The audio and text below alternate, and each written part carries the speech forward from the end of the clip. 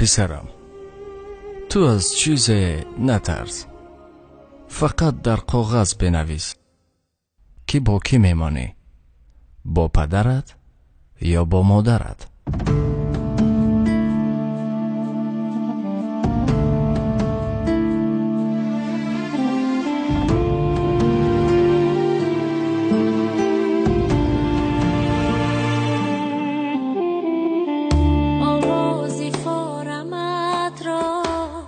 چشمی گنهرمت را، شادی و هم غمت را من یاد کردم. آچه بالین و بسترت را، رومالکی سرت را، تو ماری در برت را من یاد کردم. آچه من یاد کردم. آچه با من نشستنت را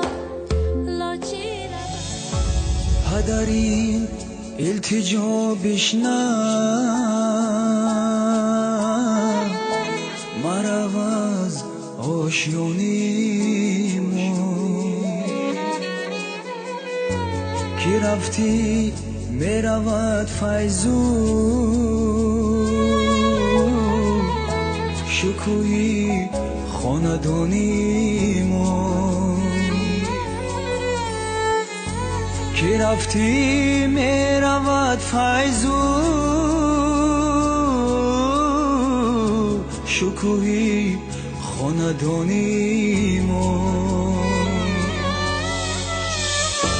مده ما را چو گل در پنجه بادی پریشانی،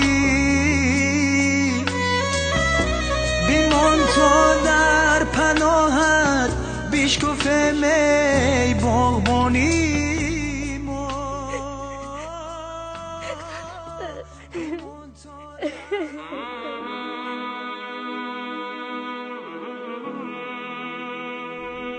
والدان را انتخاب نمی کنم، من با عائله بودن می خواهم.